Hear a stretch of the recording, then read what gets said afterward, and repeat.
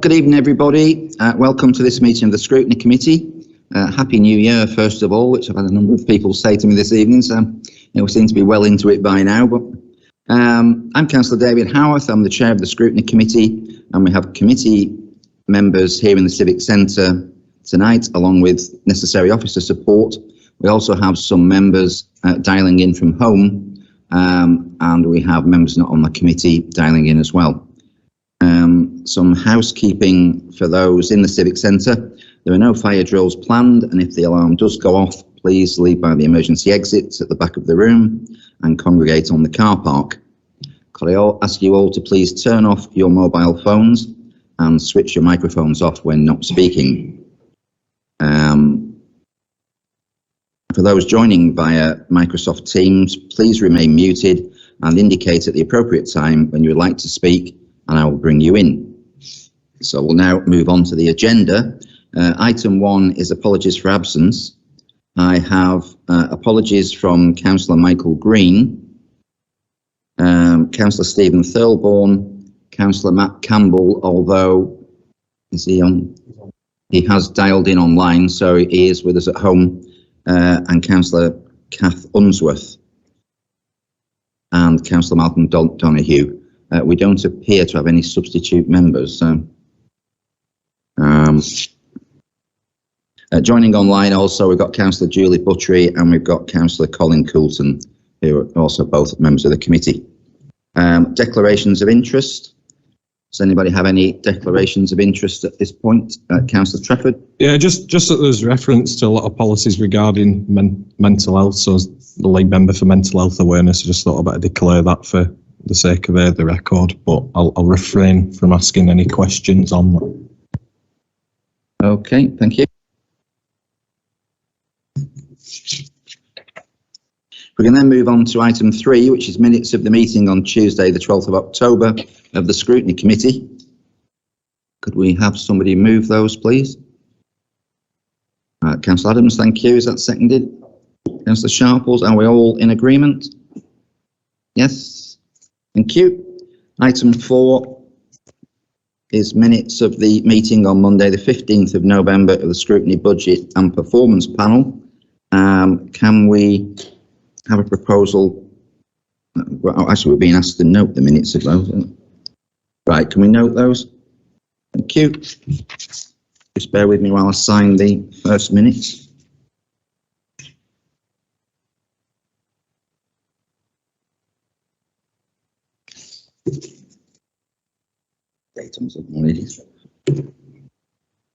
That then takes us to item 5, which is matters arising from previous Scrutiny Committee meetings.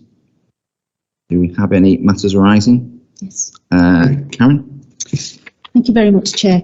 Yes, I've got a comment to make about minute 25.8 on page 18 from the 14th of November 2019, and it concerns the COVID recovery plan, and I thank Jennifer Mullin for the comprehensive community recovery plan that was put as an agenda item with this with the agenda item 5. And I would just like to say that because it's such a comprehensive and informative plan, I think that it should be an agenda item in its own right. I think that members need to look at this. I'm sure that all members are not aware of what's been going on. I've been aware of lots of things going on because I'm part of lots of task groups, but I think that other members would have an interest in looking at actually what's been going on in the COVID recovery plan, and I would like it to be part of either a separate item to be discussed at scrutiny or in another forum. Councillor Foster.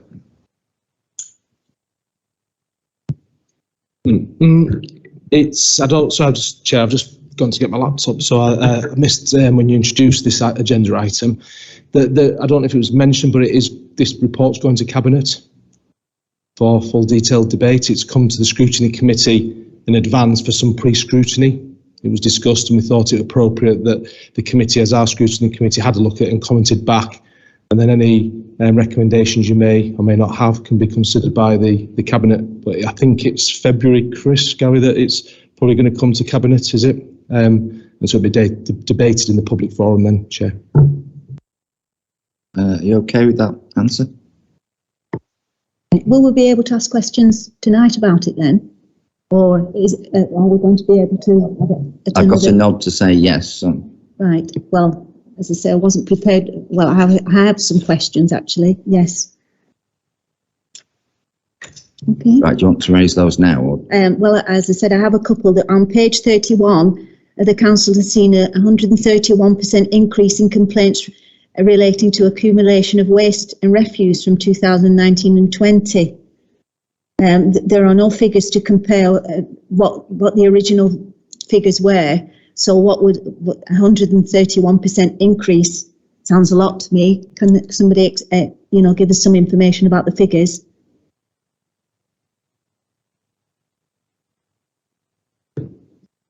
I haven't got the figures, Councillor Walton, with me, but it's the key factor for. Well, but we will update the reports, Chair, for when it comes to Cabinet with the exact figures that there were. But the factor that we're reporting there is that there's been a significant, a doubling nearly of the number of complaints, and so in the year of the pandemic. So it's an area that we're looking at with the community cleanups. But we'll get the information. As always, Karen, the information is there if you wish to receive it.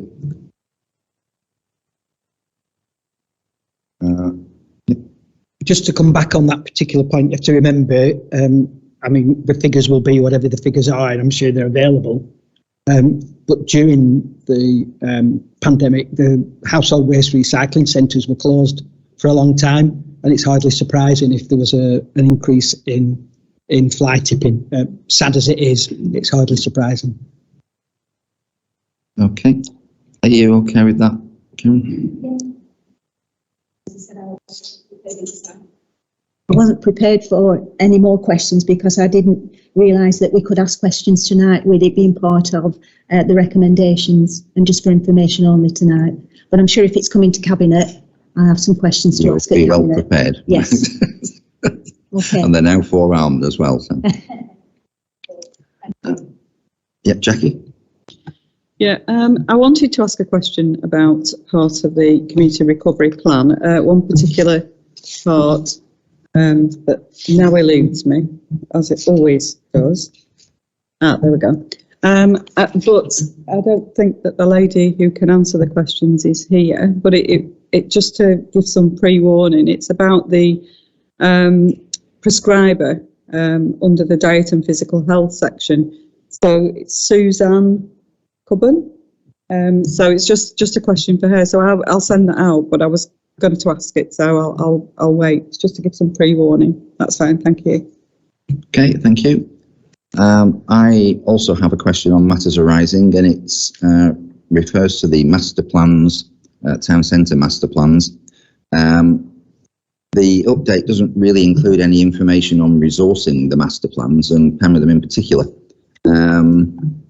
Having seen a draft of potential proposals, it does appear that 2 million isn't going to go very far. So is there any further information as to where those funding streams will come from?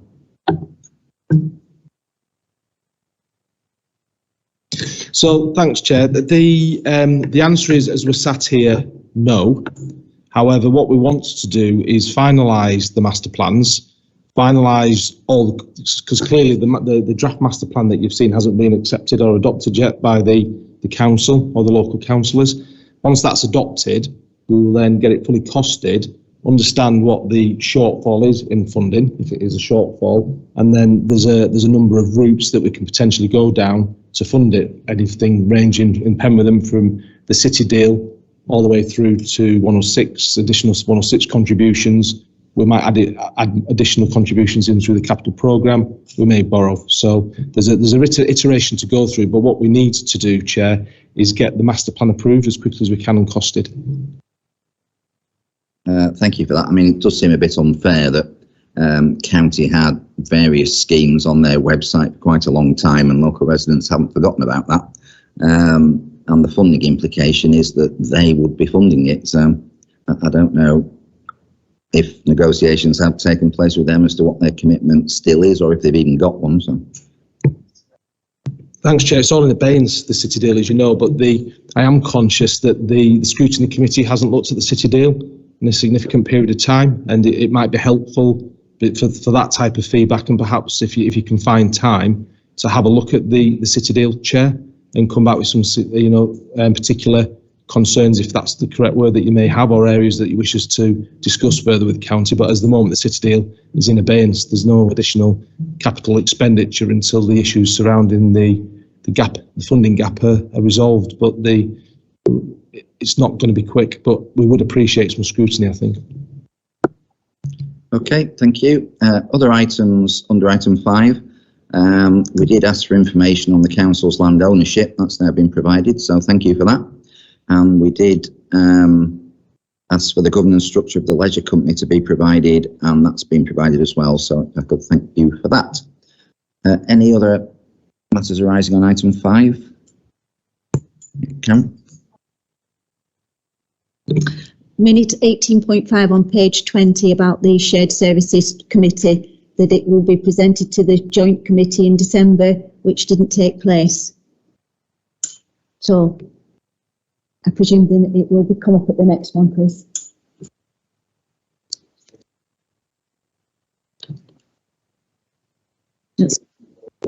There we are. Sorry, I've got it now. Yes, so it was prepared in the papers that were published for the December Shared Services Joint Committee that was then postponed, and we'll take that to the January meeting of the Shared Services Joint Committee. Okay, any questions from other members not on committee? No, in which case, thank you. If we can move on to item 6, which is the scrutiny portfolio update. And if I could welcome Paul Foster, leader of the council, who's already contributed before we even had a chance to welcome him, along with Gary Hall, and I believe, is it Chris Sinnott is going to be supporting you? Well, it's nice to welcome him anyway, but welcome to Chris Sinnott, who's actually going to be doing the work. If I could start with an opening question. The report, oh sorry, would you like to present the report? Thanks, Chair. I thought I was going to get away with it then. I am going to be brief, Chair, though, because I'm aware that clearly there's going to be a number of questions here, because it's an extremely wide-ranging and critically important portfolio of the authorities. It sets the direction of travel. It sets a lot of the policy as we move forward. So the actual strategy and reform portfolio relates specifically to communications and visitor economy, governance, which includes democratic services, legal, audit and risk, and transformation and partnerships. On page 34 of the agenda pack, Chair, you'll see the corporate strategy projects update from the corporate strategy that was approved in September 2020. Pleased to report that the delivery of the annual governance statement action plan has been completed. The transformation of the way the council operates is still work ongoing, but it's on track. Working with all our partners to design and deliver better public services is complete, with the adoption of the partnership, which we're coming on to later in the agenda, Chair. Bringing Worthing Hall back into use is on track. It's clear that the Scrutiny Committee has visited the project, and that's going to be finished by the summer. And then, as you're aware, we introduced further updates to the corporate strategy in November 21. And I won't go through them, Chair, but there's about 7 specific key projects that we're currently working on, and clearly there may be some questions on that. In respect to the communications and visitor economy, again, we've published for you the main 4 corporate priorities and projects that we're working on and where we're up to date. In respect to the corporate governance, again, there's about 10 specific projects that we're currently working on as an authority, and an update has been provided. Significantly for me, as the leader of the council under the governance framework, we were keen to deal with the outstanding issues that the authority has been faced with over the last number of years, and we're pleased to report that we're through that now, and we're on a good trajectory. We're moving forward, and as I mentioned earlier, with the action plan that was required through the previous 2 or 3 audits has been delivered. And finally, Chair, there's the transformation and partnerships. As you'll all be aware, there's been a significant a significant programme of works, in particular around shared services and transforming the way that the council works. We're bang on track with all those schemes, and I believe now 48% of staff, Chris, are now working within the shared services. And when you look at the staff satisfaction surveys within shared services as well, there's an overwhelmingly extremely high and positive feedback from staff. And it's been a challenge, Chair, through a pandemic. We're still in a pandemic, but as far as the administration is concerned, we're on completely the right track, and we continue to make significant improvements. And given that, we're open to any specific questions you may have. Thank you. Okay, thank you. Well, if I could start with the first one. The report outlines the performance of the services under your portfolio. What are your personal highlights? What's gone particularly well and what hasn't gone as well as you'd like? That's a great question, that, Chair, isn't it? You know, when you first became, I was lucky enough to become leader of the council back in May 2019, the one thing I was not expecting was a global pandemic. None of us were expecting it, were we? And it's been a huge challenge for the authority.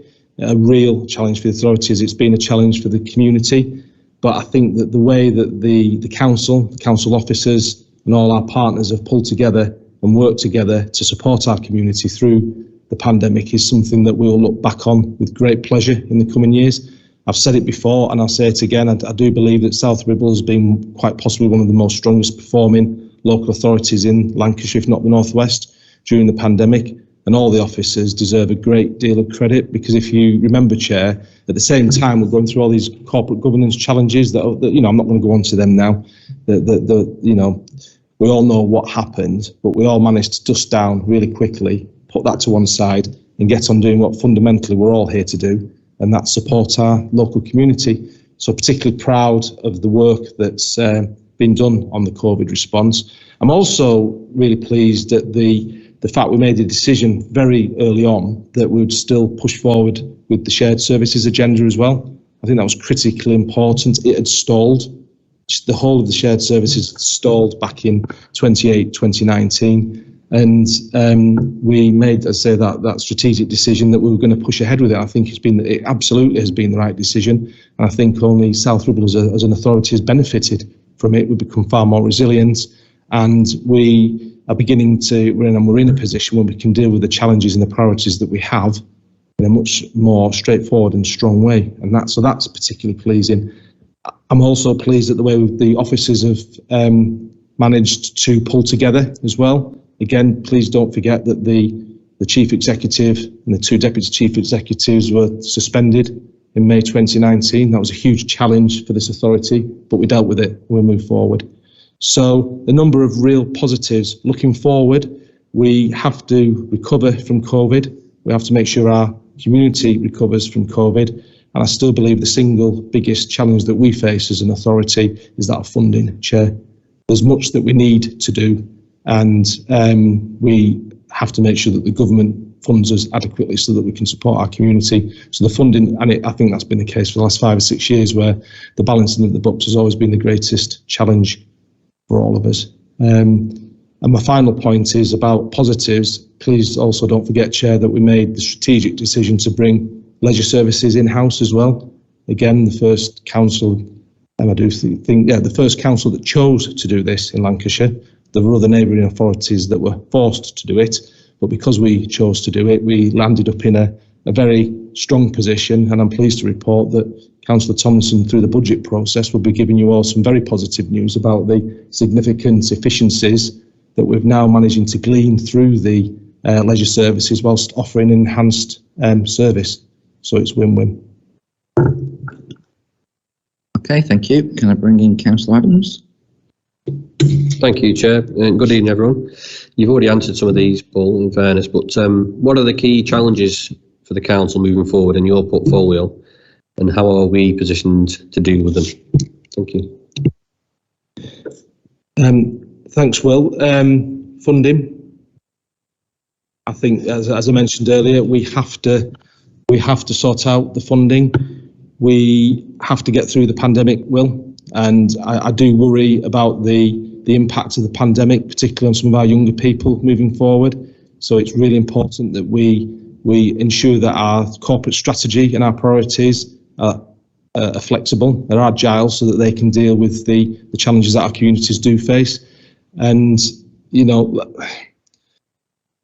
we've got stability now as well, and we need to ensure that this political stability within the authority is maintained, and that there's no going back, shall we say, to the last 5 or 6 years where all members can see what political instability, the damage it can cause.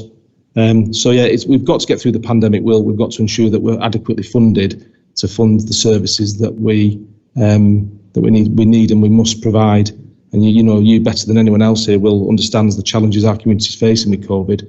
And the NHS is beyond capacity now, so it's now time for the likes of the local authorities to step up and support the communities.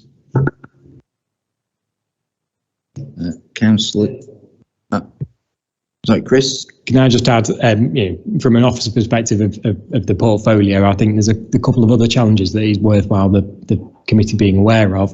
One is actually linked, albeit on an internally facing basis, to the impact of the pandemic that Councillor Foster raises. Our staff have been through a lot as well. They've had to adapt very rapidly a number of times. And alongside that, because we made a decision and a conscious decision to push forward with continued change across the organisation because it was needed, they've also managed a lot of change. And so there will be quite a lot of work we need to do to support staff as they hopefully come to some degree of end of a pandemic. And to support them through that change. And one area that we probably need to do more on, that we not managed to progress as much as we want to, is around internal communications and making sure that internal communications is really effective, make sure that people know what's happening, how they fit into to what we're doing, and how what they do in work is really important to our local residents. And then obviously we've also got a challenge coming ahead because we've got elections coming at some point, and quite frankly, away from the politics, it's a big effort, and it's a big effort to make sure we're doing it, hopefully not in a socially distanced manner that we had to do for the county elections, but it will be something that will be on our radar for the next 15 months or so. Said I wasn't going to speak. 22 minutes. Yeah, it's all right. I think there is one other really key issue. I think staff retention might become an issue for us in the future. The whole world of work has completely changed. People's ability to access work in a different way is going to be a challenge for local governments, I think. Your opportunity to work anywhere, basically, has been enhanced enormously during the pandemic. So I do think staff retention will become an issue for not just this council, but for local government as a whole over the period. That's something we need to think through and manage. Yeah, Will, if you want to come back. Yeah, just for Chris, really, in terms of the internal communications and how we improve that, what are your thoughts in terms of how we actually achieve that? So some of it is about making sure that our tools, the things we use to do internal communications, and continue to improve. One of that, the big changes we're going to be making in the coming months is the intranet. It is quite good, but it's quite old as well now, and it doesn't really match with what people would see in how they consume news and information outside of work. So we need to do that. We have already introduced a number of other elements, so that includes a team brief. That's a monthly message that goes out from the organisation, I suppose, via managers to teams to be able to make sure people know about things that they might otherwise miss. We've also introduced Employee Voice, and that's a small group of staff who represent their teams. They come together and they meet with Gary or another director on a bi-monthly basis, so they can also raise issues as well as picking up information.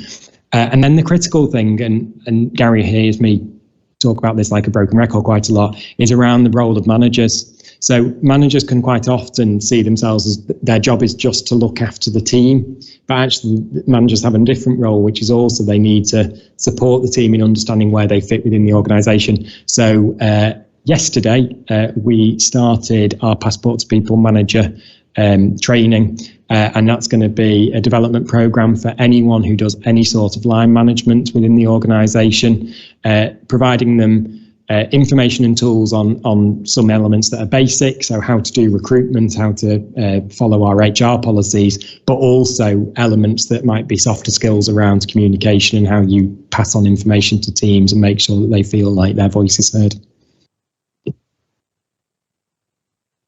Councillor Karen Moulton.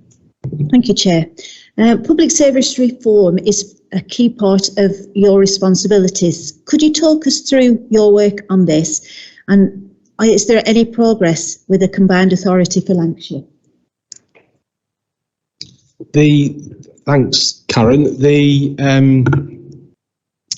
public service that's later on in public service reform is later on in the agenda. Karen, I don't know if you want to talk about it then or whether you'd like me to talk about it now. I'm just conscious of time, but obviously we set up the new partnership with Chorley and South Ribble. I'm so pleased that it's going to be it's already an overwhelming success, because if you remember, the council made the decision to combine the South Ribble and Chorley partnership boards. Instantly, that's allowing South Ribble residents greater access to NHS, senior NHS colleagues, because Chorley as an authority had a very good network of relationships with the local NHS prescribers. We didn't, and I think if you remember, there was a report, Karen, that indicated that you know, on that very point, and so that highlights where we need to work harder. But now we're working as one partnership. We're not doubling up, we're working together, and I strongly believe, you know, two local authorities with just short of 250,000 residents in central Lancashire, we've got quite a pull, and they want to work with us. But that's as I say, there's a lot of detail of that later on in the agenda. And then in respect to the combined authority, we're not allowed to call it that, Karen. I get into trouble if I mention combined authority, but there's been an announcement today, actually. Some of the MPs have been briefed. There's a paper coming to council in 2 weeks' time, Karen, about joint working in Lancashire, and there's a members' brief that's been planned for a week on Saturday.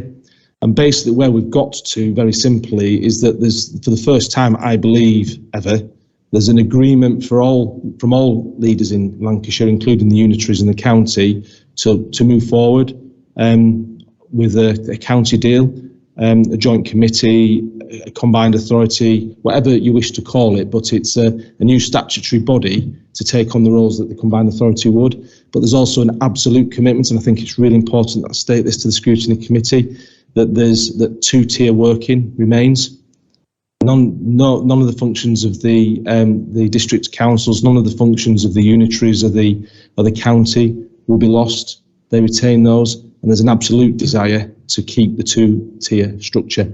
And we're awaiting, as you're all aware, for the government white paper that keeps slipping and slipping and slipping. But the feedback, and we have this in writing from government, is that the governments are not linking in any way local government reorganisation now with any combined authority, joint committee, whatever you wish to call it. Look, Karen, there's some councils within Lancashire that are really nervous of a combined authority, so we'll just work with them to a joint committee, a statutory committee, and it'll all be in the papers that we share. But all that council's been asked to do now is just give me the authority just to keep negotiating, and then hopefully towards the end of the year, September, October, there may be a county deal for us to look at. There may not be, we just don't know. But it's certainly, progress has certainly been made since May with Philippa Williamson and the new administration at County Hall. So it's all positive. Yeah. Thank you, and I look forward to the briefing next month. I think it's important that all members are informed of the progress and where we're up to. So thank you for that. Will, did you want to come in? Yeah, thank you, Chair. Just regarding the Economic Summit, which was held in November, on delivering better public service. In the report, it talks about bringing together key partners to discuss how to drive inclusive economic growth across the boroughs. I was just wondering what was the key outcomes of that meeting. Was there any development of policy or certainly thinking regarding economic growth across the boroughs? Thank you. So I'll bring Chris in a second, Will, if that's okay. But there was no decisions making. The forum does not make decisions. All the forums can do and the partnership can do is ask the councils to consider implementing policy. We were, I think, across the board, there was a desire from business to talk to the two councils more, and they were pleased that we were sat together, because some of the major strategic sites that within South Ribble and Chorley are, Buckshaw Village and other areas that do straddle the boundary that nobody actually can see. There shouldn't be a boundary. But there was, I think, is criticism the right word? There was some challenges around planning. I think the local businesses, they get very frustrated with the planning process, but that isn't our plan. That isn't our process. As you know, we can only do what the government legislation states. So we're working closely with them on that. But relatively, it was very, very positive, because, as you're aware, there's an awful lot going on in South Ribble. You know, with the cyber force moving here, the $5 billion investment. There's, we're undertaking a detailed review of the local plan. You know, land is going to have to be released for development. So ultimately, it was a positive meeting. It was a good meeting to be at. And Chris, have you got anything to add? Probably not that much. I think Councillor Foster's probably largely covered it. The Economic Summit, the aim of the Economic Summit was really to start to bring those businesses, so private sector partners, together with us, but also with people like Runshaw College and other partners that we already work with. And I think that probably was a message from the day, which is they want us to talk to them more, and that's all partners. And when you get onto the next agenda item, you'll see within the strategy that the partnerships agreed, one of the key pieces of work that we're going to be undertaking in the next 12 months is around that economic reform, of which there'll be different elements to it. So there will be the elements of supporting businesses, particularly businesses as they recover from the pandemic, but just around economic growth, making sure, and this was a key message that came out, making sure that we're linking as the used in different terms in places like community wellbeing, but as the anchor organisations within the area, we as the council are linking people like Runshaw College, high schools and other education and training providers with the businesses, and making sure that actually the skills that are being taught and produced match in with what the businesses need. And actually from the education providers, and for example Runshaw College, they need those contacts to be made, and actually we're in a really good place to be able to facilitate that, but also to put our two penneth into how that fits and works together. So there'll be a lot of work that's happening. So that Economic Summit was just the start, really. Thank you. If I can bring in Councillor Colin Sharples, who has a couple of questions on governance. Yeah, thank you, Chair. Yeah, I've got two questions, and you can sort of answer them together if you will, Paul. The first one is, what is your assessment of where we are on governance and how we can continue to strengthen it? And the second one refers to that key project table where it says, deliver the annual governance statement, actions plan. This is now marked as complete and everything established, which as a member of the governance committee, I'm absolutely delighted to read.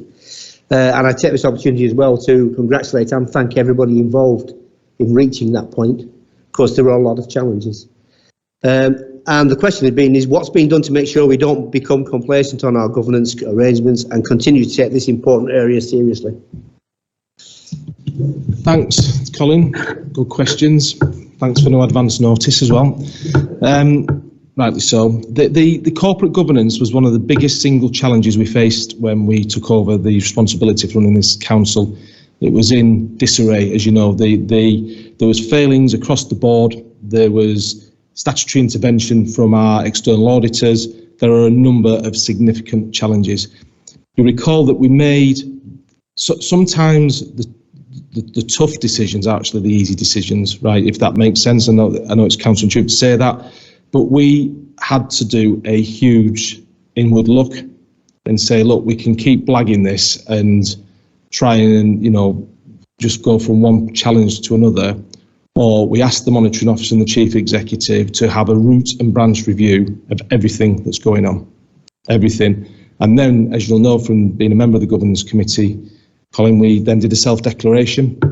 We disclosed everything to the auditors, absolutely everything. Now, some people would wonder why you do that. Well, it's because it's the right thing to do, because you genuinely cannot move forward as an organisation unless you stand up and accept the challenges that you're facing and put them right. So we did that. We put forward a significant improvement programme through the governance, and it's, you know, credit to, and I think, I don't know if Chris, the monitoring officer, is on the call, Chris Moister, but they've done a tremendous job working with the committee, and I thank the committee for your work, Colin, because you've been exceptionally diligent in your support to try and deal with the action plan. But we've done it. We've accepted the challenges. We've addressed the issues. It hasn't been easy. You know, Gary and Chris have had a real challenge with the directors to put things right. And we're not there yet. We might have delivered the action plan, and that doesn't mean we're being complacent. There's always more to do. And that's where we now robustly ask the Scrutiny Committee, we robustly ask the Governance Committee to keep challenging. That's what we as an administration, the challenge has to be there, because, you know, it's the only way we're going to continue to move forward. We're hoping to get the report back from the external auditors in the next week or two, when hopefully the external auditors will agree with us that we've gone a long way in putting right the wrongs, but we don't become complacent, and we're relying on all councillors to work with us and hold each other accountable. But to me, there's only doing the right thing has got to be always the easiest thing, and ultimately you don't try and cover stuff up. And if you make mistakes, I'll sit here, we've said it before, we make mistakes, we do make mistakes, you know, but we'll tell you the mistakes that we make and we'll learn from them. We'll become a better organisation, Colin. Thanks. Yeah, Chris. And just to add from a more technical point of view, in terms of making sure that we don't become complacent, of course, we've completed one annual governance statement action plan, but actually in relatively short time, we're going to be starting the process of creating another one. One of the things that we did do, actually just as I started, we did the first round of service assurance statements. It's an internal process that we do as officers. Each director has to complete against the governance framework evidence about how we comply with our governance framework. It is that then is used to start the process of understanding where we might have areas of weakness, alongside internal audit reports, but also external validation. So members will recall that we've undertaken a peer challenge from the LGA within the last 12 months. And we again ask them to focus on our governance arrangements. And so it's that mixture that then comes back to the governance committee. And so what you'll see in a few months' time at the governance committee is the next AGS. And I mean, I can't imagine a world where we will never have an action plan against it. It'll be a different action plan. So I would anticipate what we'll be moving towards is testing how well embedded are all our arrangements. We've got new frameworks, but are they working, and are we operating them in the right way and consistently? And so, yeah, you'll see that in the next few months, and we're going to be starting the process internally in the next month or so. Gary? Okay, David. So one of the things the council did agree was to strengthen the internal audit function. So actually, I can't remember the exact number in terms of the number of audit days. I think it almost doubled. You know, we've implemented some change. We've implemented more robust internal checking of our arrangements, our internal audit arrangements. So we hope that combined with some of the things that have been described to you, that will mean that complacency doesn't set in and we keep right on top of things. But as Paul said, sometimes we don't, even with all those things in place, sometimes we don't get it right. I mean, Chris referred to the people management process, the training process, that's really important as well. That, you know, it's all part of the same system, improving the system, keep your eye on it, keep reflecting on it, keep improving it. So, as Chris said, we'll still have an action plan because there still will be things that we need to improve. Okay, thank you. If I could bring in Councillor Colin Coulton out in the ether. Thank you, Chair. Good evening. Page 34, Section 8 mentions transform the way the council operates, which is quite a sweeping statement. Could you add a bit of meat onto the bones of what you mean by this transformation? And you've already mentioned the shared services, which I presume will be one of the major transformations. What other transformations do you anticipate, and what do we hope to gain from these transformations? Thank you. Thanks, Colin. The end there, what do we hope to? We want to be an exceptional council, delivering the best possible services that we can for our local community and be resilient. And and you can never take your eye off the ball with this, because it's a challenge. Legislation changes all the time.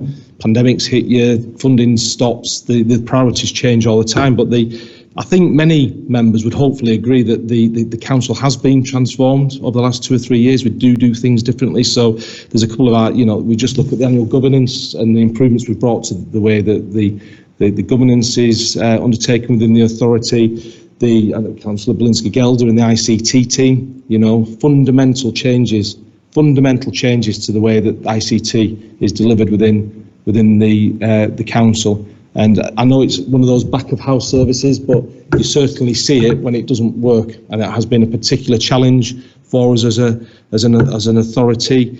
You then look at customer services, that we're going through the transformation at the moment. And again, the customer services is all about that front-facing element of our contact with our community. It's not just about the front desk here in West Paddock. It's making it digitally accessible for our community, getting the customer service out into the community where that's required. You can look at leisure.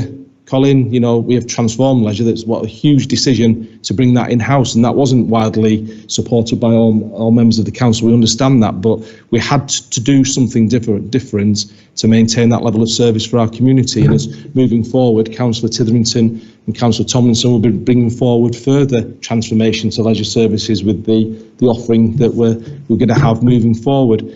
Councillor Belinsky-Gelder again will be bringing reports forward on waste transformation and how we may or may not wish to do things differently moving forward, because as you're aware, that the contract's up for renewal in June, and so there are a number of options, and that will be coming to council in the short term. Councillor Tomlinson's been working on the buildings, the assets of the council. We've had this asset review ongoing since I've been a councillor back in 2007.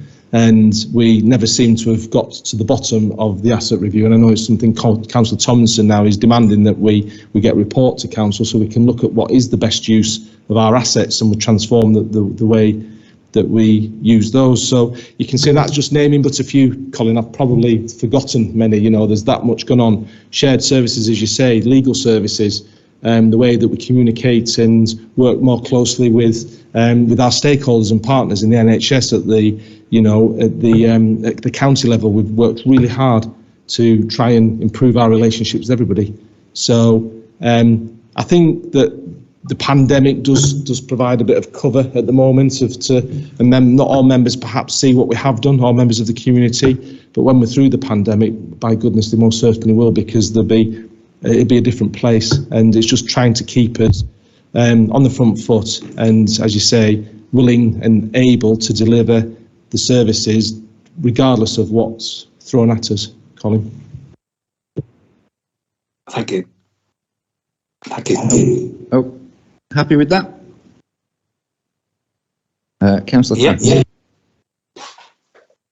Thank you, Chair. This might seem a little bit semantic, but I think there is an important cultural aspect to this, is that it seems to me that there's an important distinction between a customer who chooses to subscribe to, let's say, Virgin Broadband, and a resident, a citizen, who is obliged to pay council tax.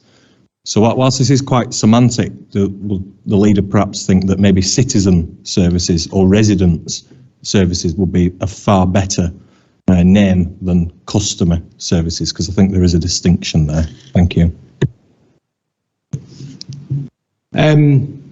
As always, you make a good point, Matthew, and it has been discussed at length, customer, resident, and I know it's something that Aniela discusses at times. And look, we're open to, it's a difficult one, isn't it? Some people genuinely might just are not bothered as long as they get the services. Other people are particularly bothered, and we need to get it right. You know, our residents of our borough are customers. We're here to serve them. So are they our customers? Are they our residents? So listening is something we'll continue to look at, and happy to have that discussion as well. I'll look forward to having it. Thank you, Chair. Okay, if I could bring in Councillor Julie Buttery. Thank you, Chair. Good evening, Councillor Foster. Can you hear me okay? Yes, I can hear. Good evening, Councillor Buttery. Fine. Again, on this transformation of ICT, whilst not directly within your portfolio, a cabinet issue that members are all too aware of are issues with the ICT last year. What is the current situation with regard to the provision of IT and what's been learned for the future? I realise you've already covered some of this in your previous question. Thanks, Julia. It's a really good question, because the biggest lesson we've learned is that we must continually invest in our ICT year on year and year, and stay up to date with the most modern technologies and hardware and software packages that we have. The authority here fell foul by a grossly underinvesting in the ICT. And what then happens is, as I think we all will understand this, that very, very, very quickly, even if you look to invest, you can become outdated. And the technology ran away with itself, and we were way behind where we needed to be. We were way behind. I think we've been lucky. I'm going to be honest with you. I do think we've been lucky that we've managed to deal with some of the issues in the way that we have. We've significantly had to play catch up. It's been a challenge for Asim, it's been a challenge for Aniela, and the staff, a real challenge. Where I do think we have benefited, I think it was a wholly right decision of the council to bring ICT into shared services, because that resilience that then provided us, and let's not underestimate the challenges we faced, that resilience that the shared service then provided us got us through the challenges that we faced, Julia. What I would say is that the job's not yet complete, and I know that Asim and Councillor Belinsky-Gelder meet weekly about this to try and get the final challenges that we do face with the ICT up to the position where we'd want them to be. But as soon as that's dealt with, then we've got to move into the next phase of improvements, continual improvements. So, as I say, there has been a challenge. We're in a much, much better place than we were, but the job's not yet complete. And as I say, we've got as a council to accept we need to significantly continue to invest in our ICT, not just for us, but for our community as well. Fine, thank you. I agree with you on that, on the investment, definitely. Thank you. Okay, thank you. Could I bring in Councillor Karen Walton? Thank you, Chair. My question is on page 35, section 9, on the key project table, concerning the delivery of the P Challenge Action Plan. How is it proposed that the action plan will be monitored and reported to members, and has there been a timetable for the follow-up visit from the peers?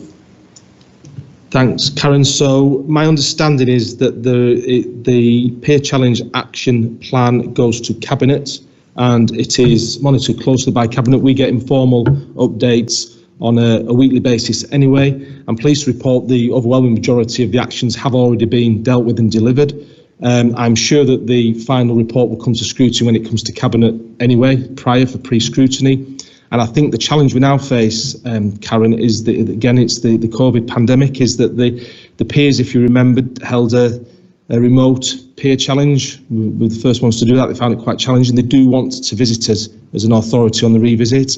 So the view is that if we wait a few more weeks, possibly a couple more months, when it's safe to do so. I think it was April they were going to do the revisit. If it meant us pushing back to May or June to allow them to visit in person, I'm hoping that the entire council would agree that would be a better solution for us. But yes, it's I don't know when the next report's coming to Cabinet. It must be soon, Chris, though, is it? Yeah, I think we probably would be looking to do something alongside one of the performance reports at some point, which would then mean it would then be scrutinised. So I don't think it'll be the next one, but we'll timetable it in. It'll be interesting, though, the Chair, the one, and Karen, the one area I don't think we've yet managed to fully sign off is the political relationships, should we say. That's still work in progress, but we're trying to sort it, of course we are. Yeah, thank you, Paul. I agree that it would be better if we met in person for the review, when they come to review it. Yeah, so it doesn't matter if we have to wait a few more weeks to do it. Thank you. Okay, if I can bring in Councillor Jackie Alty. Can I just comment, it's really counterintuitive to be talking to him and looking this way. We can change places, believe me, it's a better view. Page 35, communications in general. We're providing more of our services online, but there are still residents who do not have access or find it difficult to access online services. What's being done to assist those residents? And also, for members, some of the systems via the website and gateway don't appear to be the simplest. What's being done to make them more user-friendly? Thank you. Thanks, Jackie. It's through the likes of yourself holding us to account and telling us that it isn't good enough that we can improve, because the challenge that sometimes that we face is that we don't know, the challenges that we face, and hence why we created your lead member role to support us, and it is making, we've brought a report before to council that we've accepted.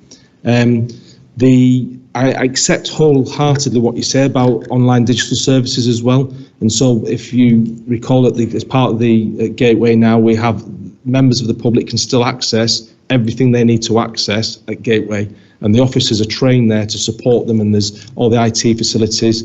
If they can't access IT or they don't want to access IT, then they've still got full access to the officers, as you're aware. And if you remember as well, we've made changes to the telephones within the borough now in the council, so that now every officer is contactable via gateway rather than just departments where you ask to leave a message. So we're working hard, we're continuing improving, but what we urge from yourself, from all councillors, is that we're getting it wrong, and we're still working on this. You just need to keep pressuring us to put it right. The will is to do it right, Jackie, and offer all services to everybody in the most appropriate way, but we do need support from everyone to get it right. And as I say, as full access is brought back to the Civic Centre when the COVID restrictions die off, clearly we'll face more challenges, and perhaps you can assist us with that. Councillor Colin Coulton. Thank you, Chair. Page 36, under the heading of Worden Hall, it mentions that a detailed business plan is being produced. Considering the fact that the facility is due to open in June, which is probably 5 months away, where are we with this report? Will everything be implemented in time for the opening?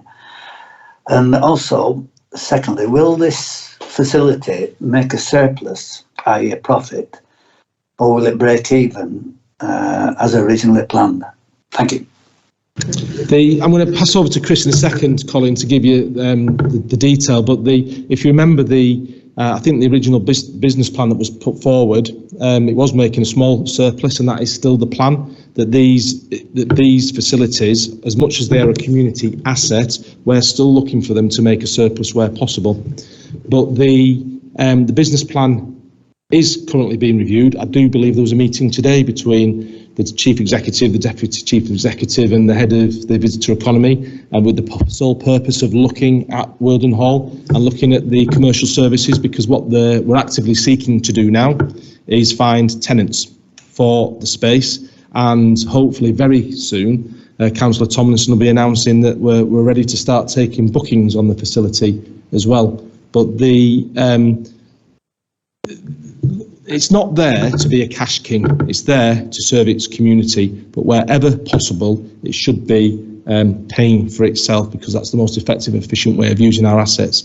But the facility is going to come online, Colin, in June. It's on programme, it's looking good. Maybe the Scrutiny Committee are going back for another visit in the coming weeks. I'd urge you to do so. And then you'll see what a huge asset it is to the local community. But Chris, do you want to step in now? I smiled as the question was asked because whilst you're holding the leader to account, he was doing the same to me about 5 hours ago, because we are currently developing the business plan for Worden. It is pretty much in final draft, and the next steps will be that the leader as portfolio holder will be reviewing it, and then it will make its way through various council processes. As Councillor Foster says, the aim is to be in line with what was set out in terms of the original business case in terms of financial impact on the council, which would be that it treads that line between being commercial and community, to make sure that it is recognised that actually it's a community asset, and what we're seeking to do once it opens is to move as rapidly as we can to it being into what would be its final state of operation. But obviously, as any new facility opens, you will have a transition period as bookings build and the reputation builds and visitors come, and that's what this first year will do, and that's what it says in the report that we'll be aiming to do, is have a clear vision for what we're going to end up with at Worden, but then also a plan for how we get there, and over what time, because some of this is about showing our residents and visitors what will be there and what a strong facility it's going to be.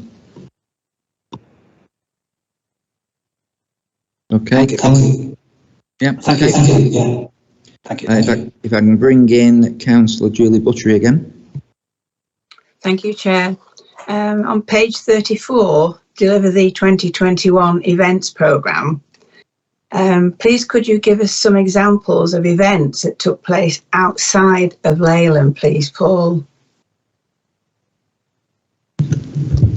Loads in Penwitham Live.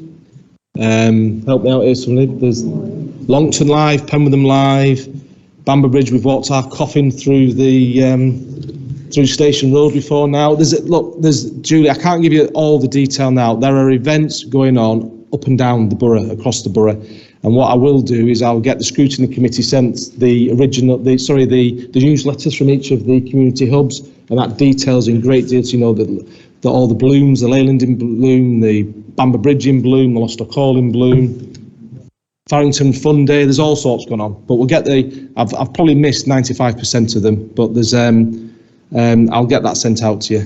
There's a lot more. I know that members of this council think at times it's a little bit Leyland centric because the Civic Centre is based here in Leyland, but I can absolutely promise you there are events that are supported by this authority across the borough. In every park of the borough, in every centre of the borough, there are events, and I'll get the committee sent by tomorrow the latest community newsletters that detail it all. That's fine. It's just we haven't done any Longton Live at all this year because of COVID. So I know Penwitham had the Christmas market, but I don't know if they had Penwitham Live because of the COVID. Yeah, I mean, the events programme has been curtailed because of COVID. Yeah. We did the live options at home, was my recollection, online. But we can get the detail. Yeah, at Christmas all sorts went on though. We were lucky we had that. The government released the restrictions, didn't it, during the Christmas period, and there was all sorts. The month of December was exceptionally busy for the team across the borough. But as I say, we'll get the details to you. You can have a look. Okay, thanks. Thank you. Councillor Jackie Elty. On page 36, fourth row of the table, is the current museum and exhibition centre fit for purpose with regards to size and visitor experience? Now we have a team in place, could more heritage exhibitions be moved around the borough to reflect our geography and diversity more? No, and yes. So there's and what I mean by that is that Councillor Tillerington and I spent an awful lot of time in the museum. The problem we have, Jackie, is it's an old building. It's the museum. It's a heritage asset, and so there's only so much we can do to it. But the consultant team now is looking at what can be done to make improvements, because clearly there's more we can do. We have to improve accessibility, and then, as I say, the Commons and Visitor Economy team are also looking for what additional usage we can have from that facility over and above what it's been used for historically. So the museum is coming back into use. There is going to be a cost because it's an old building and it needs some work doing to it, but the accessibility is one of the major factors, as you're acutely aware. But watch this space. It's something that we've Councillor Tillington and I had an email on, I think it was 2 days ago, Mick, wasn't it, regarding this, because there's members of the community as well are interested to know when it will come back into use. So it will be this year at some point. I'll just add on, is there any possibility of putting exhibitions on at Worden when it's opened? That's one of the main attractions of Worden, and there'll be lots of exhibitions going on there, Jackie. I'm sorry, I'll bring you in at the end, if that's okay. Councillor Julie Buttery.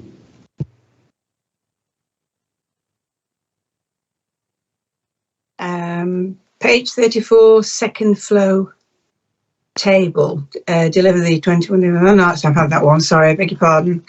Page 36, section 12, communications key indicators. The performance indicators for communications appear a bit limited and not very outcome based. Is this something that might be improved with effective communication being such a key area for us? Thank you. Just tell us where it is again, Julie. I can't see it. It's on page 36, section 12. And it's communication indicators. Yeah, so it's the fact I couldn't see it means how limited it was, so I accept that. Of course, we can always improve. I'm going to ask Chris to step in with some detail here for you, Julie, if that's all right. Yes. Yeah, and I would agree as well. It is something that we're looking at. We set our local indicators, which is what these are, through our business planning process, which will be starting soon.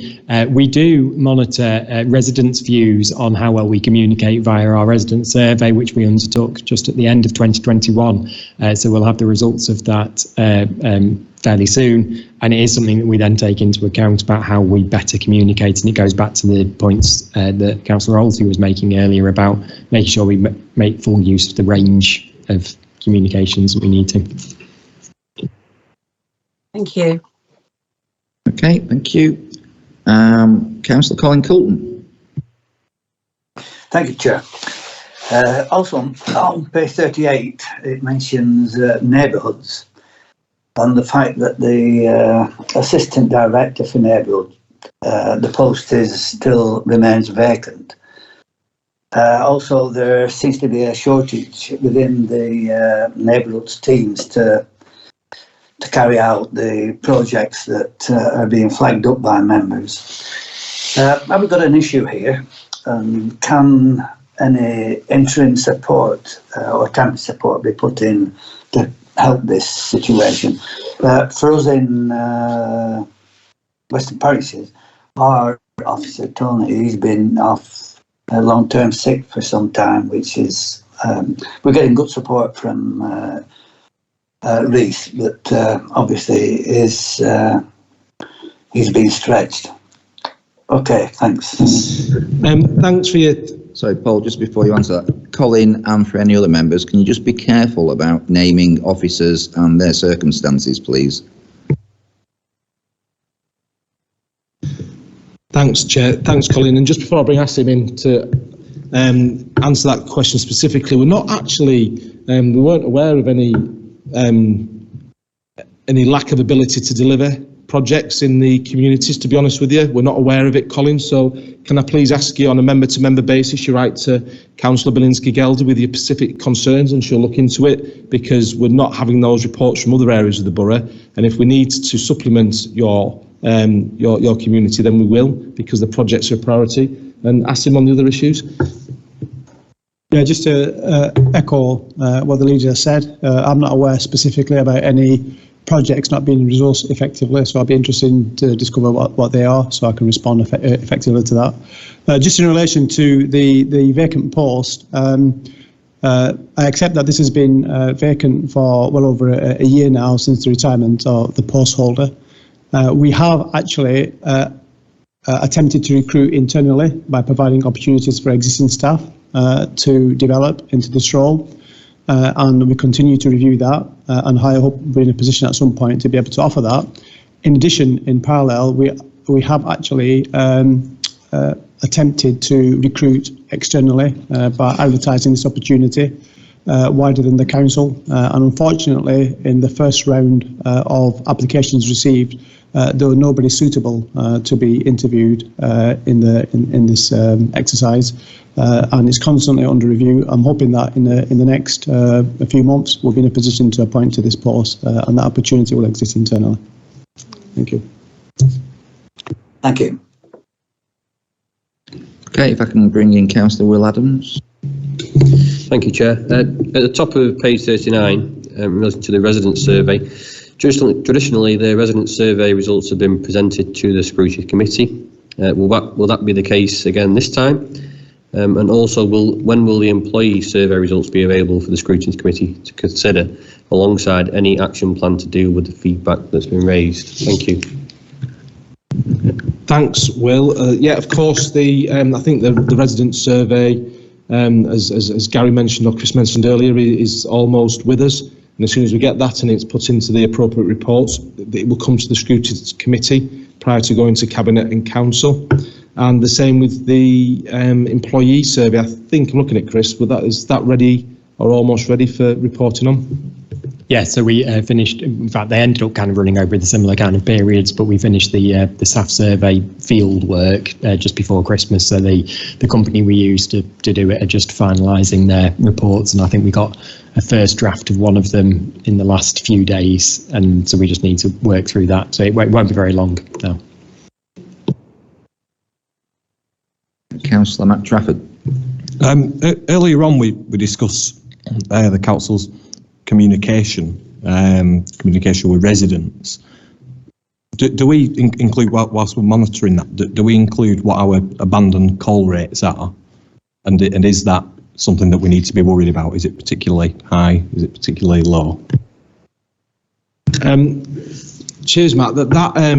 Yes, it is monitored and it is important.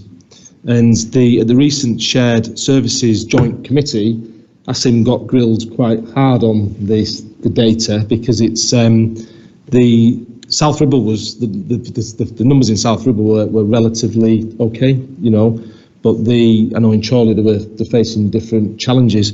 The problem we've got, Matt, is we've transitioned from one telephone, I can never say the word, so I'll say telephone, telephony, right? And it's every time it does me, from one system to another.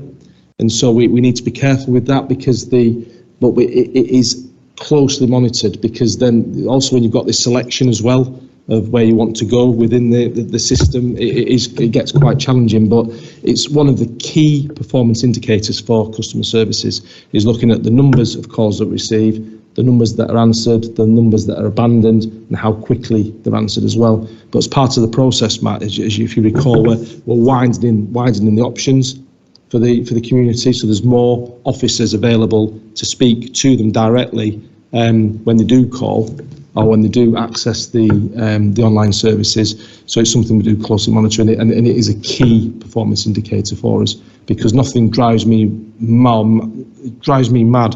We're on a call for 45 minutes to British Airways trying to bloody get your refund, and then you get dropped off because there's nobody working. And we can't have that here, and so it's a key performance for us. And then, if I can come back, Chair, is South Ribble one of the councils where, when you're ringing up, when you're waiting for someone to answer, it tells you, an automated voice tells you, did you know that most of your questions can be answered online? Follow this link, and then look here. Do we do that when people are waiting on the phone? Yeah, yes, we do. Okay, so we do. So then, is abandoned coal rate then not a bit of a difficult way to identify how we're performing if we're actively encouraging people to abandon the calls? So just before ASIM comes in, you sound like ASIM now. That's how ASIM got himself out of the pickle in the Shared Services Joint Committee, because and it's a reasonable and it's the right answer, because people are dialing in thinking, and then they're being told, actually, if you do this X, Y, or Z, you might be able to get dealt with quicker, so they abandon the call. But that doesn't mean we haven't provided service. And so you can understand now, Matt, with your questions, the challenge that we have with the performance indicators. But that's where you were at that with Aston, weren't you? Yes, I don't want to relive the experience I endured at Shared Services Joint Committee. Safe to say that the point here is quite well made, to be honest. There are many reasons why people abandon. And so whilst it is an important indicator in respect of performance and making sure that we continue to provide effective responses to people who are trying to get in touch with us, in some cases for desperate help and assistance and service requests, we can't lose sight of the fact that there are many indicators that influence the abandon rate. But the proposals that the Shared Services Joint Committee have approved, which is finalising consultation and will be reported to Executive Cabinet this next time, actually widens the resource pool and the opportunities to contact the council in many different ways, in addition to the critical face-to-face services that we will protect as part of those proposals, which includes web chat, includes direct dial and numbers to speak directly to specialists, rather than having to have handoff with people within the customer service environment. And the continued development and investment in that service will see significant improvements in the performance of that service.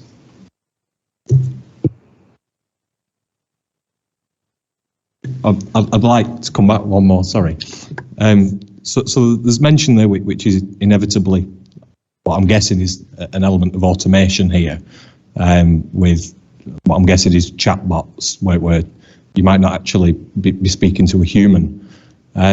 We've recently spent quite a lot of money for front-facing staff to have mental health first aid training.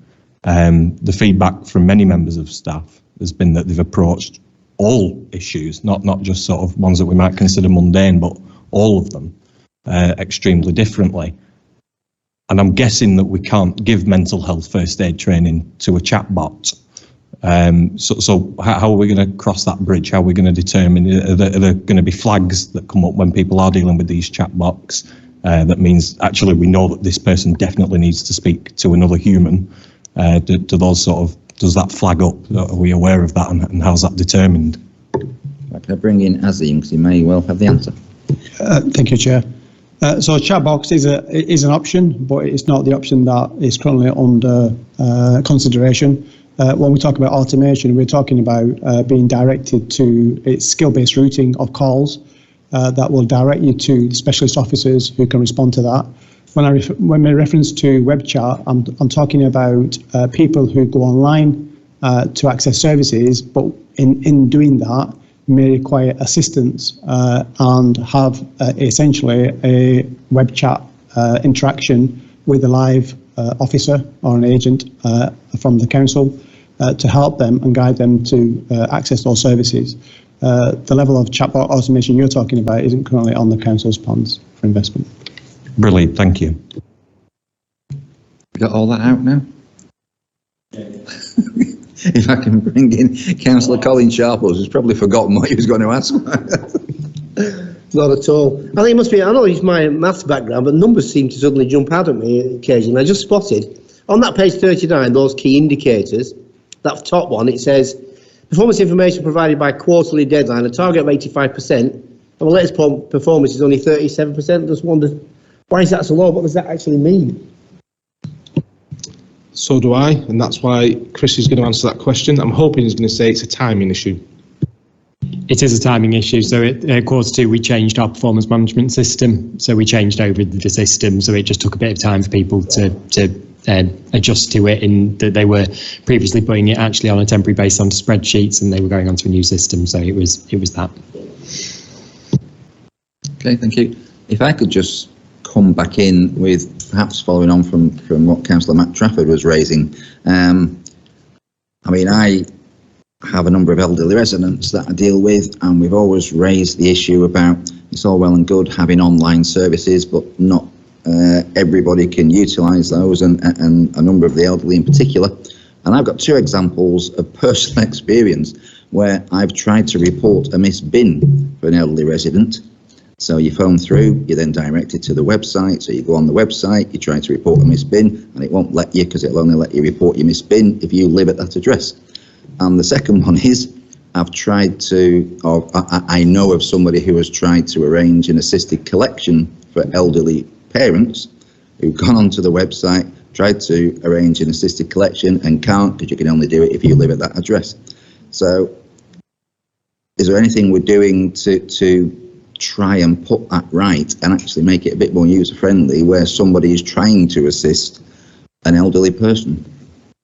So, thanks, Chair. That's why I was speaking to the Chief Exec when you were just asking the question there. My understanding, there's a hotline. There's a hotline where you can speak to a member of staff straight away about misbin collections, because the policy, and I'm looking at Asim here, is to try and get if there is a miscollection, they report it, they get back and they collect it within a very short period of time. So this is where automation and using the online systems isn't necessarily always the best way. But again, it's something we'll take away. It's something we'll look at, and clearly we need to. The hotline number needs to be more evidence in the public domain, and we'll look at that. But this is where we need the feedback. Okay, thank you. And finally, is there anything the Scrutiny Committee could do to assist you in your role moving forwards? Keep challenging, please. Challenge is good. We can only continually improve if we put ourselves forward and we are challenged, so in a constructive manner. Sorry. Yes, so it's okay. Thank you, Chair. It's just a general question, really, as a member of this council. You know, we get a number of reports and agendas to read, and quite often we get late reports or agendas for the meeting. I just wondered if it was possible that we could try and reduce that time, because sometimes I know there are urgent items, but sometimes there's quite a lot of reading or research that you might want to do with late items, on especially for committee meetings. Is there anything we can do, Paul, about it? Thanks, and I know it's a concern. It's a concern for all members, and it should be a concern for all members, Karen, because we endeavour to get all papers out within the appropriate period. Obviously, we've all got the iPads now, so it's instantaneous when the paper is. If it is slightly delayed, we all get notified by email the instant it's published. But what I would say is some of this is down to the pandemic where we are, that there is so much on at the moment as well, that where the officers are faced with a decision of delaying a paper by, say, 8 weeks to wait for the next council meeting, or slightly delaying the issuing by 2 or 3 days before the current council meeting. We're trying to encourage them, Karen, to get stuff done as quickly as possible, and it is fast moving, particularly with the pandemic response. And what we're finding as well, and I'm not making excuses here, it's our responsibility, but a lot of issues and decisions around the COVID grants and the business support, you know, we're not receiving the legislation until 2 weeks after we should have received it as well.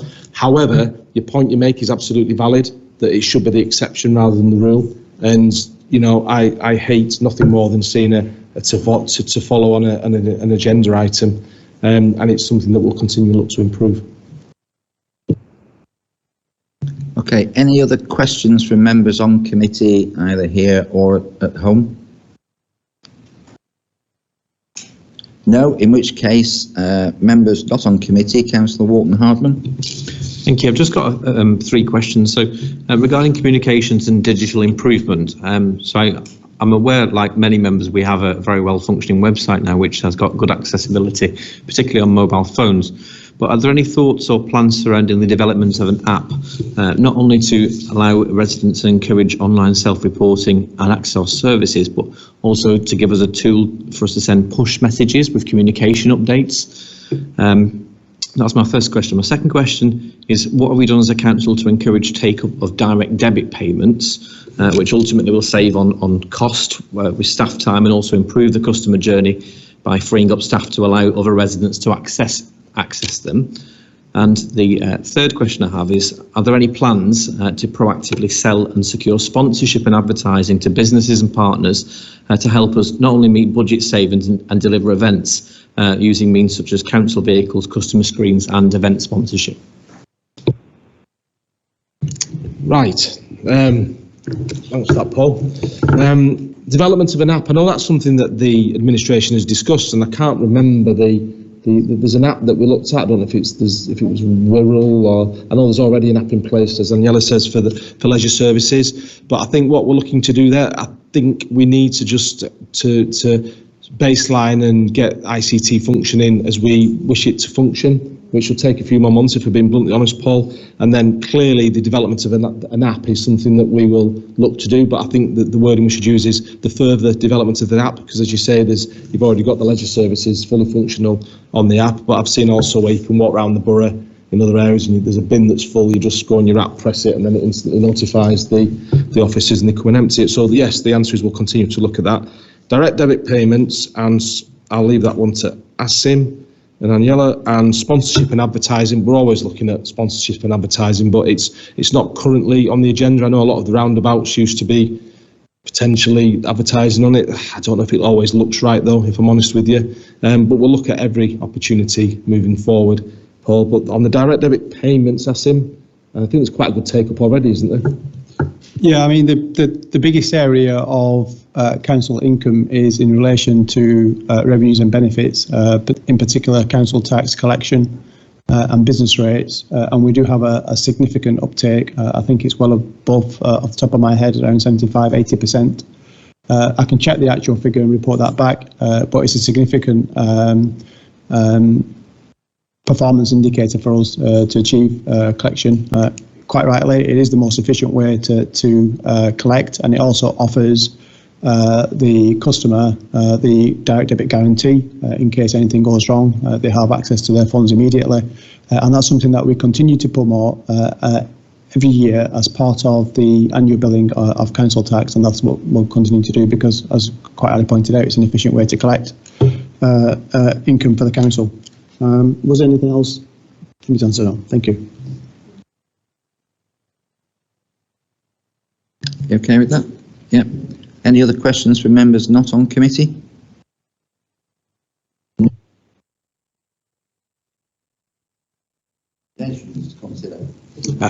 Sorry, Darren, do we have recommendations to consider? Thank you, Chair. Just some of the themes from the discussion tonight the committee might like to think about and recommend. The committee thanks the Leader and Deputy Chief Executive for the detailed report and answering the various questions. The committee welcomes the progress made on the portfolio over the last 12 months. The committee is grateful for the reassurance that governance remains a priority and is ensuring that governance is embedded across the work of the Council. The committee looks forward to progress reports on the implementation of the peer challenge being presented to Scrutiny Committee. The committee asks that future reports include examples of activities and events from around the borough. The committee asks that the communications key indicators be developed further and are more outcome focused. And the committee asks that online customer service be reviewed to ensure that third parties can enter data on behalf of vulnerable and other residents. Thank you, Chair. Okay, do members wish to add anything or reject any of those recommendations? In which case, are those agreed? Yes, thank you. That now takes us to item 7, which is Partnership Working 2021. And if I could welcome once again Paul Foster, the Leader of the Council, and Gary Hall, the Chief Executive. It's actually the Deputy Chief Executive. Chris Sinnott, the Deputy Chief Executive. Would you like to present the report? Panicked me, you said, Gary, then. Goodness me, I need some help with this one. So, Chair, I'm going to be very brief and then invite, obviously, the questions which I think are important. But I'd just like to remind the committee of the statement of intent of the partnership board that's been created. And it's Chorley and South Ribble Partnership will focus on building strong communities and outcomes for residents through collaborative working. Each partner has an equal voice that they'll use openly and honestly to cooperate fairly. We're all committed to reducing widening inequalities amongst our communities, making it easier to access local services and strengthening growth in our area's economy. And hopefully all members agree that is absolutely the right statement of intent that we should have across the two authorities with all our partners. And then there's 3 major priorities what we're working through now, which is shared data and intelligence, a local delivery model, and economic growth and reform. Chair, one thing that the partnership must not be is a talking shop. And there's nothing more frustrates me more than local government, public sector talking shops that don't actually achieve any real outcomes for residents. And I've said that from day one from adopting this position, because what's the point? Quangos, you know, what is the point? This partnership, the Chorley and South Ribble partnership, as we discussed, I think has got a really, really good opportunity to have some really powerful outcomes for our local communities. And I draw members all to page 2 of the appendix, where it lists out the key partners of the partnership. It's not just South Ribble and Chorley Borough Councils, or we lead them. We've got Lancashire County Council in there, Citizens Advice, the Constabulary, Progress Housing, BAE Systems, Runsell College, and numerous NHS partners. What I'd say to the committee, and I mentioned this earlier, South Ribble has now access to some major players within the NHS family that we didn't have access to or relationships with historically, and that's got to be of huge benefit to our community. And so working closely with Chorley, working closely with our partners, we hope to provide that service and that support to our local community. Well, let's be bluntly honest, they need it, they really need it. And on that, I don't know if Chris has anything to add. Well, we're open to any questions you may have. Thank you. Well, I think you've answered my first question, which what is the reasoning and rationale for a joint Chorley and South Ribble partnership? So I will move on to Councillor Colin Coulton. Thank you, Chair. Formerly, the South Ribble partnership obviously focused on South Ribble, but now with the new partnership, it's a bit more diverse. So, how can we be assured that we are getting our fair share of the focus, if you will, on our fair share of the action? Thank you. Thanks, Colin, and it's a fair and reasonable question, isn't it? But I'd actually argue I think we're getting more focus now, because we're now at the table. As I said earlier, a lot of these, the NHS, particularly the NHS partners, we didn't have any direct relationships or dialogue with. One of the areas that particularly concerned me was our GP practitioners. You know, we had very little contact, even within the practitioners within South Ribble. We now have strong relationships with them, Colin, and there is a focus on South Ribble in certain areas. You know, and we're looking at when you look at the data, because the Chorley partnership team was a number of years ahead of us, we were lagging behind. So what the partnership has done is prioritise those areas in South Ribble that need that support now. And that's what we're working through. So rather than seeing it as a potential negative, which it could be perceived as, actually I'm looking at it as a positive, because we're falling back on some really well thought through, some historic relationships and planning that has developed significant improvements for the community in Chorley. I don't know if Chris has anything to add to that. Yeah, I think it's important not to see it as a zero-sum game, because actually the reality is that most of the partners who take part in this partnership operate on a bigger geographic footprint. And so actually, by us covering Chorley and South Ribble, we're far more able to twist arms, encourage, cajole them to get involved. And that's most obviously seen in who they send along to represent their organisation. We've got more senior people attending, people who are actually able to make decisions on behalf of their organisations than was perhaps previously the case at either partnership. Councillor Foster's highlighted the benefit or potential benefit for South Ribble, particularly around the engagement with health partners. We need to be clear as well, there is a benefit to Chorley here, because actually South Ribble partnership had better engagement with the private sector and businesses, whereas Chorley's didn't. And so that's where I'd say it's not a zero-sum game. There is benefits to be had on both sides, and actually covering that bigger population, covering that bigger geographic area means that we've got a greater ability to influence. And finally, Councillor Foster didn't cover this, but his role and the role of the leader at Chorley, they're important, because actually they're there to make sure that actually they are there to fight the corner for their organisation and make sure that their boroughs are being properly represented. Thank you. Okay, thank you. Can I bring in Councillor Julie Buttery? Can you tell us what member engagement there is in the partnership? Thank you. I think well, this is part of the member engagement, Julie, is that there's a partnership meeting that I attend on behalf of the council. We report back to the authority, and to be fair, there's many areas where our community hubs are feeding directly into the work of the partnership. So we're getting some quality data from our community hubs about and looking for the particular areas where they're needing support. That feeds into the partnership. The partnership we then address that and send off the car with the people in it to go and provide the support. So there's member engagement across the board, Julie. This partnership is just about pulling the key partners together formally to make sure that we can monitor and that it's delivered. And the key part of that is, as we're sat here today, is it's been scrutinised. Thank you, Paul. You might almost ask the question there, but answer the question. The Councillor Karen Walton. Thank you, Chair. The Scrutiny Committee of South Ribble has always played an important role with the South Ribble Partnership. I hope this will be able to continue to scrutinise the partnership, the new partnership, on an annual basis, looking especially at the measures of success, impact and outcomes for our residents. And is there any potential for a joint scrutiny with Chorley Council with this? Yeah, thanks, Karen. The area of joint scrutiny is something that I think across the two councils is something we should most certainly look at, and it's been discussed with Councillor Bradley as well, the leader at Chorley. Why wouldn't we do it? And I would also urge, and I think it would be really healthy, and if the scrutiny committee could actually scrutinise the full partnership and not just me.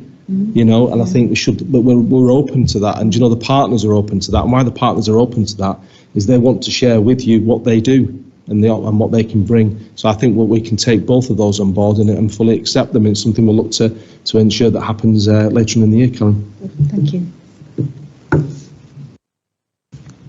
Thank you, Chair. I'm just looking at the actual document. I think it's page 47. It starts. Chorley and South Ribble Partnership Strategy 2021 to 2024. What is the status of this document? How was it developed and how has it been agreed? Its status is it's live. It's always updated, and because again the partnership needs to be flexible. As the challenges as we go from a pandemic, and I think I heard somebody mention it, an endemic the other day. I don't know if I'm absolutely comfortable with that word yet. But as we work through the pandemic, the priorities for our communities and our partnership are evolving, Colin, and so we need to be flexible to evolve with it. And it's Vicky and Howard and the team that currently work on this for both the authorities, and South Ribble and Chorley take the lead on the partnership. And I think we've got a meeting actually in about 2 or 3 weeks. I can't remember the exact date with the partnership, where we'll go through the action plan and we'll update it as appropriate. So I think the best way to describe this, Colin, it's a live document that's constantly evolving. Thank you. Councillor Julie Buttery. Sorry. Thank you, Chair. Page 48, the list of partners. How representative is the list of partners and those involved in the partnership? And are there any gaps? Thank you. Questions today, isn't there? I think my view is that it is representative of for the areas that we're prioritising at the moment: health inequalities, educational inequalities, and advice for our citizens. And I think so. It is all the key players that we consider are necessary at the moment to deliver the outcomes that the partnership wants to deliver through the pandemic are represented on the board. But that on the partnership, so I get my terminology correct. But that doesn't mean, Julie, that there's not others would be invited. We're constantly meeting people. We've got the evolving cyber hub, for example, in Salisbury coming forward. It's going to be $5.5 billion of investment. That does the MOD might want to become involved in the future. You just don't know. It does evolve. But for where we are currently sat here today, the partnership structure is something that I'm comfortable with because it's capable of delivering the outcomes that we're looking to deliver for our community. But we're always looking at it. And are there any gaps at all? Not that I'm aware of. But, but we're open to challenge on that. Can I just bring Chris in? In terms of the partners that are listed there, they're the, as Councillor Foster says, they're the key partners that you want involved on an ongoing basis, and you want to ensure that the council's got a really clear and strong relationship with. You'll note that we have, and we've already discussed it, we've got a summit that took place in November, and the plan is that the summit will be an important part of that partnership. That's the opportunity for us to bring in some wider partners who perhaps actually from their point of view would not want to be engaging with us on such a regular basis or across the wide range of issues that we might discuss. And one area that I would use as an example for that is businesses and private sector and potential education and training providers. Now, they were involved on a relatively wide basis within the Economic Summit because it was an area of interest for them and they wanted to engage. And so there's different partners will become involved at different points, which I think is what Paul said, depending on what we're discussing at that point in time. So those partners that are listed, I think, are the core people who you'd want to have involved and engaged with the council on an ongoing basis. Thank you, Chris. Councillor Jackie Olty. Page 50 onwards, how do the priorities and actions fit in with our own corporate plan, and are there any resource implications? The corporate plan, these are different, but then they're also the same, Jackie, and that is not a political answer, I promise you. We have our own corporate priorities across the two councils, clearly we do, and the two councils have different corporate priorities. But then when we tie together, when we're looking specifically, if you remember when we said about the partnership, it's priorities at the moment about predominantly around health inequalities, educational inequalities, then they do then clearly sit within the priorities of each individual council, because I think we'd struggle as well, Jackie. I wouldn't be comfortable if the partnership had its own sets of priorities that didn't fit within the individual authorities' primary driver as well. So although they're slightly different, they're still ultimately delivering the same aim, if that makes sense. Oh, and then when you come to staffing, I think you mentioned as well, didn't you? Resourcing, sorry. We have a team. We have a team in the shared services that, if you're Vicky and Howard and co, that fully support this, and it's resourced more than adequately, and they're doing a really good job as well. Councillor Will Adams. Thank you, Chair. When the partnership appears before us in 12 months' time, what difference will we see?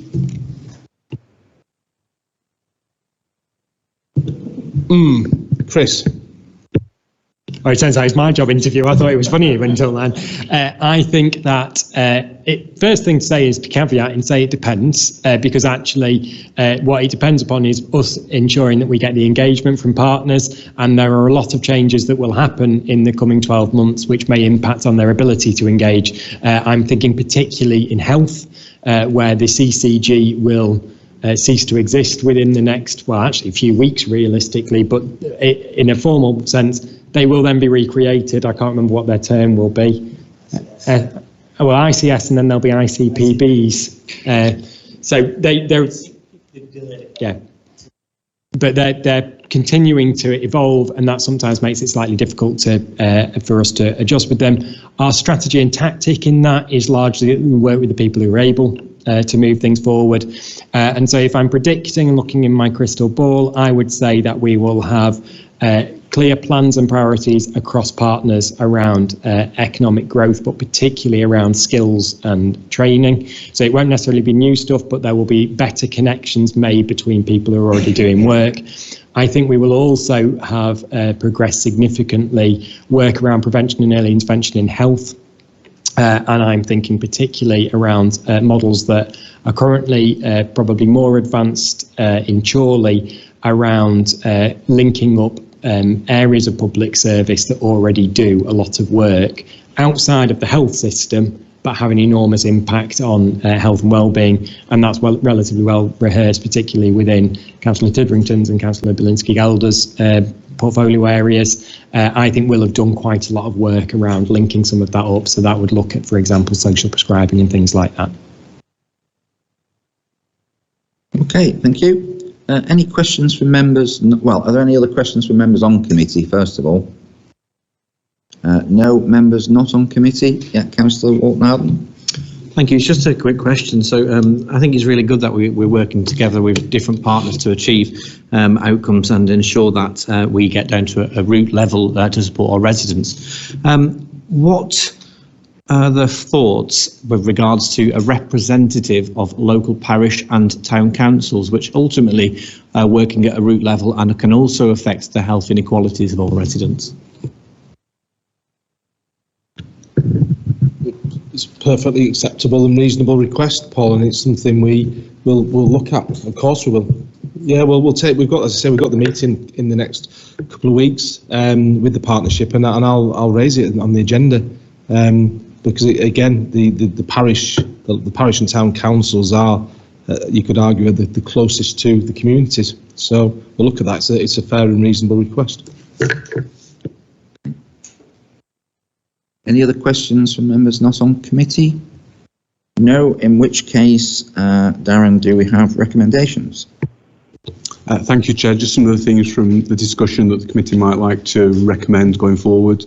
The committee thanks the Leader and Deputy Chief Executive for the detailed report and answering the committee's questions. The committee welcomes the commitment to allow scrutiny of the partnership and consideration be given to joint scrutiny with Chorley's committee. The committee asks that consideration be given to involving parish and town councils in the partnership, and the committee wishes the partnership well in delivering its strategy and looks forward to future progress reports. Thank you, Chair. Anybody like to add to those or reject any of them? No, in which case are those agreed? Thank you. That now takes us on to item 8, which is the draft report from the Scrutiny Review of Health Inequalities. And if I can present this as the chair of the task group, and first of all thank my colleagues that have put endless hours into working on this. It really has been a long process, an involved process, and I commend all of the hard work that's taken place. We have met with a wide range of people who've had an input into this. Some members of the task group have been out to food banks, for example, making visits. We've had the cabinet member contribute. We've met with the 2 members of parliament for the borough. The one perhaps disappointment was we attempted to engage with the DWP because we had concerns about the impact of sanctions on various residents. They sent a representative who basically said they weren't in a position to answer anything and we couldn't get any other engagement with them, which was particularly disappointing. So on that note, if I open it to committee, are there any comments or questions? Yes, thank you, Chair. Yeah, just a couple of points. On page 59, Jennifer Mullin, Investment and Skills Manager, should be Jennifer Clough. And on page 56 and 57, it's just some more information about some statistics about life expectancy for 9 years in one ward when compared with another ward only 4 miles away. And then on the next page it says life expectancy, men are expected to live 5.7 years longer than men in the most deprived wards, and for women the difference is over 6.3 years. Just some clarification on the statistics, please. Thank you, Chair. You'll remember the task group looked at a lot of data and analysed a great deal. I think it's a great point because we will be able to clarify that. One is an average and the other is a true statistic based on 2 ward comparisons. Okay. So if the committee were agreeable, we can make that clarification for submission to council when the agenda is dispatched. Yes. So we're in your hands on that. I would agree with that, please. Any other comments? Councillor Jackie Elty. Yeah, it's just regarding the prescribing model. I did refer to it earlier, the social prescribing model, where it talks about, it's probably too much in detail for here, but it talks about 10 interviews, 10 assessments a day, and the nitty gritty about that is the assessment process for any complex need of which any health equality is part of, strikes me that 10 assessments in a day is really, you kind of going above and beyond in terms of how you can generate robust information, how you can then formulate a prescription off the back of that, and then how can you evaluate and consolidate on any work if you are putting 10 assessments in one day for the social prescriber, and if it's the same model as is referred to earlier in the process. I'd like to look more closely at that. I think that's a little bit hard to achieve in terms of quality. You might be able to run through a whole list of people, but to generate the robust information and to tap into not just symptoms but risk and cause will take a more considered approach than ramming 10 assessments in one day, 5 days a week, 50 assessments in a week. There's no time for formulation and no time for thinking, in my opinion. And that's my history. So,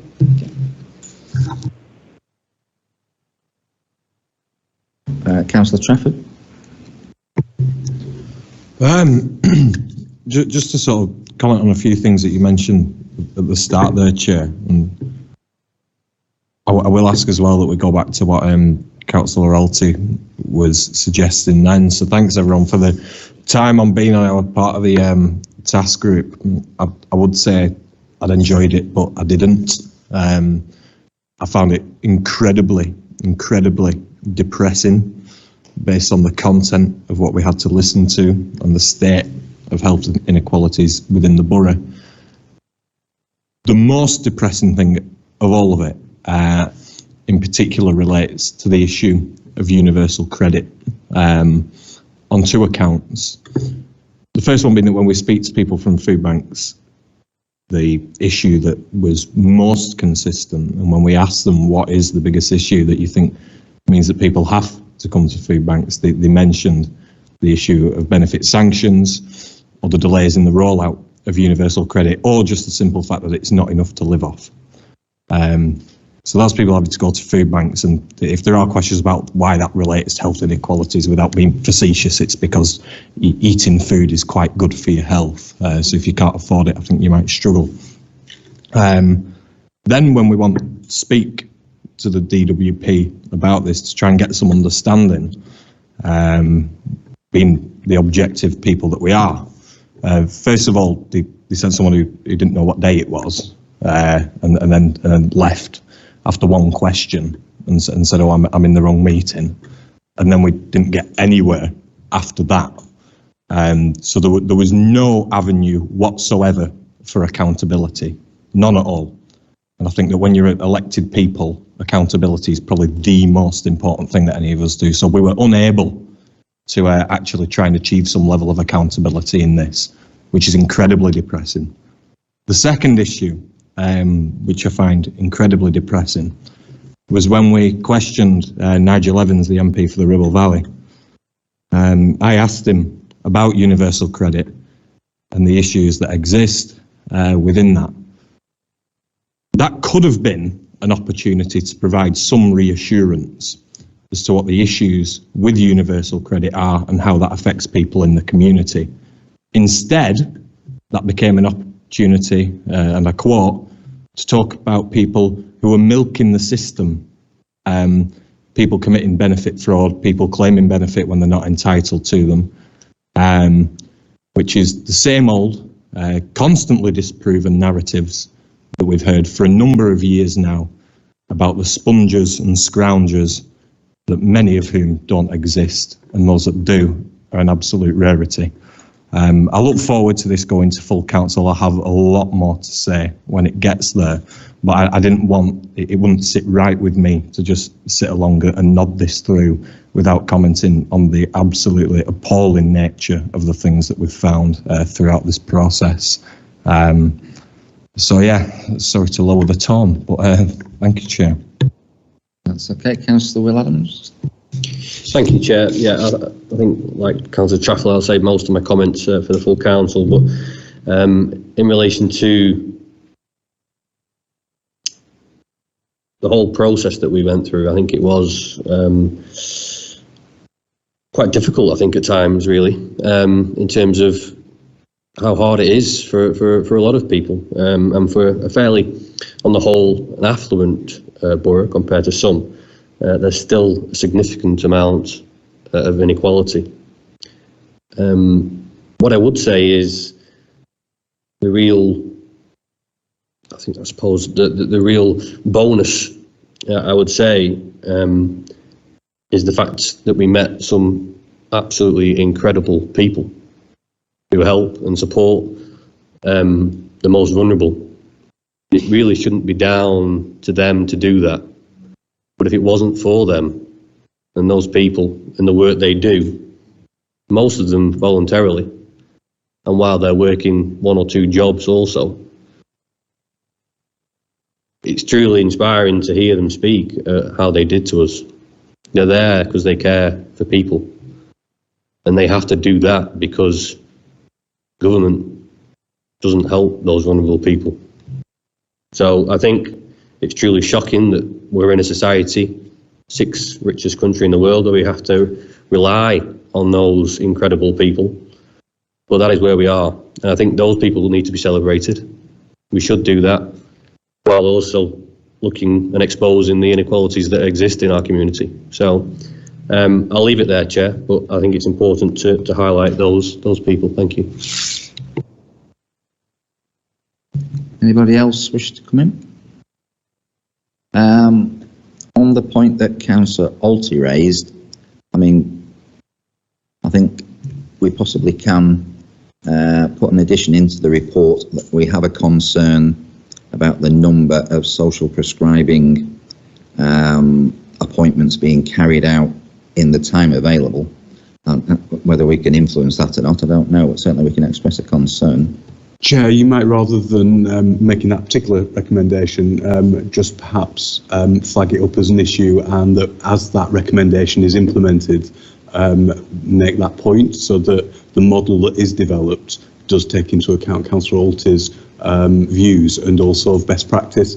I think it'd be difficult to put a recommendation at this stage without looking at the evidence and looking at the alternatives and things like that. More than happy to do that if members want to, but it might be a case that you would be able to help influence the model that the council eventually adopts, should it decide to do so. Okay, is committee agreeable? Yeah. I think what's important is that the key performance indicators will be measuring outcomes, and if you've already stipulated you've got to see 10 people in a day to a practitioner who's dealing with, you want to believe the root cause and analyse and deal with that rather than just a symptom, then we're setting them up to fail, we're putting them under stress that they don't need, and we're actually removing the ability for them to work autonomously and productively in a constructive manner. What we're doing is hand tying them and saying, this is what we demand from this service. And it's not how health, you're talking about health inequalities. It's not how it works. People are not simple one-cell beings. So all I'm saying is that it really needs strong consideration. If you want robust evidence-based practice led by people who know what they're talking about, then don't tie them to a particular model. Allow some freedom of movement in there. Thanks. Okay. Taking into account. Sorry, can I just come in there? I think I agree with Jackie what she says, and I think with the community recovery plan, that would be our way of really bringing these concerns to that, because that's part of the social recovery plan, to say that we're not happy with the number of social prescribers with 50 assessments per week, 10 a day, and I think that might be the best forum to bring that forward with the council who aim to make a change. Okay, taking all those views on board, can we agree to send this to the next full council and present it there? Okay, thank you. That now takes us to item 9, which is urgent decisions. The Scrutiny Committee is asked to note the urgent decisions and review the decision to waive call-in. Can I just say that it's not the first time we've had to express concern about the number of urgent decisions that, well, I'm being asked to agree to. I almost get a phone call 3:30 every Friday afternoon, and I still feel there are far too many decisions being taken that waiver calling. It undermines scrutiny. So could I ask that we try to reduce these and limit them to where it's just absolutely necessary? I don't know if any other members of the committee want to comment on that. Yes, thank you, Chair. I totally agree that there seems to be rather a lot of urgent decisions being made. There has been over the last few months, and it really, I feel that scrutiny has been undermined, and it's just not the right way forward. And I think that these urgent decisions, I know that there are valid reasons for them, but I think that, like we've said before about other reviews and reports, please can we have them in a time that we can consider them, and if then we need to call them in. Yeah, Councillor Matt Trafford. I think in particular in terms of these urgent decisions, Chair, it relates to a point that you raised earlier, so I'm going to steal it, which is in relation to contracts. If it's an urgent decision and we've had a contract for a long amount of time, there's been a long amount of time for scrutiny to appear. So by definition, it can't be urgent because there has been time. So I think absolutely for issues like contracts, when there has been a clear time scale, when scrutiny could have been provided, then absolutely that those should be coming to scrutiny. And thank you. Okay, if I could ask that those won't come in. You'll note it, but I think this is something that probably, as probably the most senior officer here, I should say, it is on us, and we need to get better. It is the process. And when we talked earlier about making sure that our governance framework was well embedded, this is probably an example of it. We're following the right governance, but actually there's better practice that we should be following if we've got into the habit of it, and that's what we now need to do, and that's probably what you'll see come through in the AGS action plan, I suspect. But just to reassure the committee, we do hear your concerns. Okay, thank you. Our concerns are noted. Can we note the urgent decisions? Agreed. Item 10 then takes us to scrutiny. Sorry, item 10 takes us to scrutiny matters. And we're moving on to item 11. I still don't get that, but anyway. Lancashire County Council Health Scrutiny Committee. I attended the meeting on the 16th of November. There was one item particularly that was where we had a presentation, which was on the take-up of vaccines for COVID. And we were given a list of information as to how that was being tackled, particularly to reach hard-to-reach groups. So, for example, some harder-to-reach groups, Caribbean and African Health Network were being worked with.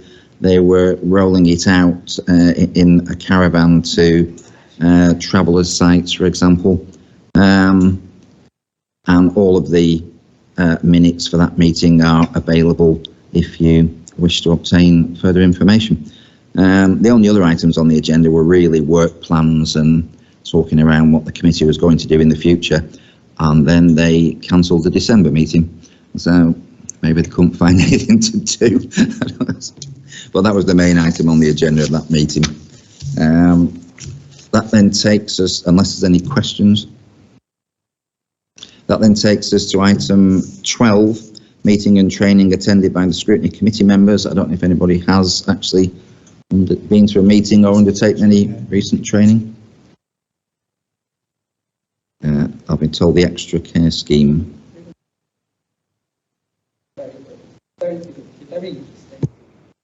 Could you turn the microphone on and then tell us?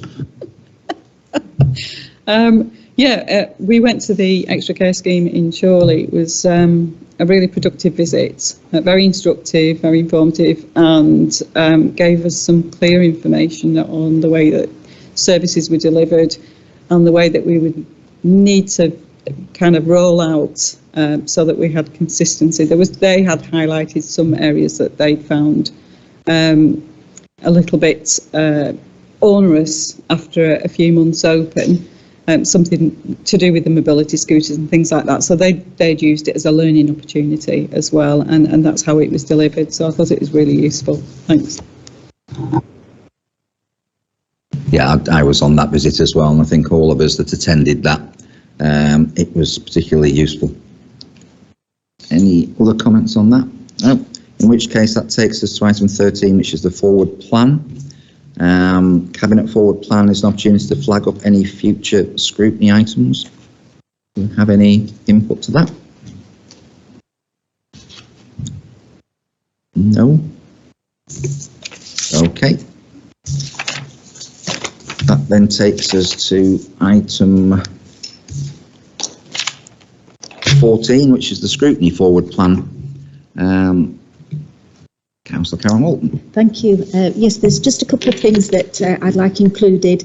We have talked before about asking the Police and Crime Commissioner to come and talk to us about the new policies and the new neighbourhood policing and everything. And of course the community recovery plan that we've talked about tonight. And of course Councillor Foster brought up the city deal. So I think those three things that we need to include on for future scrutiny. Okay, thank you. Is everybody okay with that we take those forward? Yeah. In which case, any other suggestions, Jackie? It's just a thought really that we support via the hubs some community groups, and I wonder if it would be worthwhile getting some community groups into scrutiny to ask what they have found useful about the working relationship and what they haven't, what they've struggled with, because some of them are offering services on our behalf, like the HAF programme, and I think that might be a good way to get more feedback from community, direct from those that are delivering those services. Okay, we'll take that forward and bear it in mind. Anything else? Sorry, can I make a suggestion on that? If we do that, that it's done either in sort of a task group sort of formality or in a more informal setting. The only reason I say that is because a lot of these groups, they're not being scrutinised. This is that we're not scrutinising them. We're asking for information from them in order to scrutinise others. So just purely for the atmosphere that it might create doing that, because if I was part of a community group and give up a lot of my time to do things, I wouldn't want to sit there in front of us all as though they're being scrutinised, because they're not. Yeah, sorry. Sorry, we could do it as a task finish meeting that we've done before, which might be of help, so that we can ask people to come and talk to us.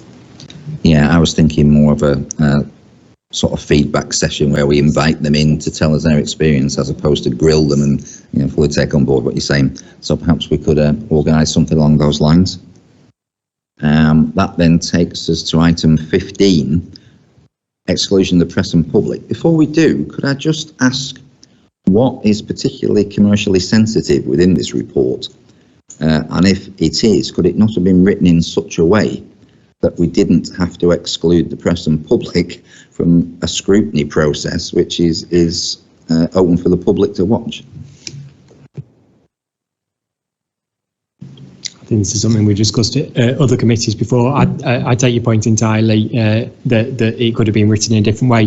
The only thing I would say is that the waste contract is very close to the end of its current term, and therefore pretty much anything that we say around the and this is not just in the report but also in the discussion that may be had around the possible type or shaping of the waste collection service, so boxes, bins and all the rest of it, could have an impact on the negotiations that we hold with either the current contractor or any future arrangement. So it isn't necessarily just about what's written down on the paper. It may well be about the discussion the committee want to have and the answers they want from the leader and exec member. So I do take your point entirely, but it is also trying to get that balance around the ability for the committee to talk freely and the responses to be freely given. Okay, can we have a proposal to exclude the press and public? Proposed. Seconded, yeah, it's agreed. Okay, if we could now pause and end the YouTube link.